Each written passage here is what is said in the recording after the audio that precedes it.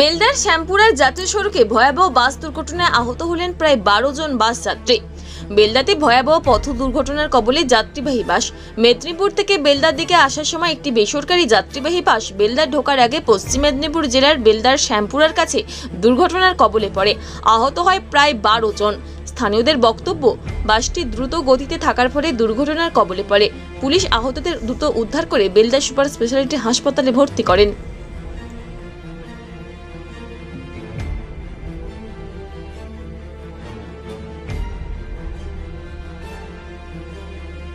গাড়িটা দুটো গাড়ি গিয়েছিল, ঠিক আছে। এবারে এটা নাম্বারটা ঘুরতে গিয়ে বাসটা মেরে গেছে।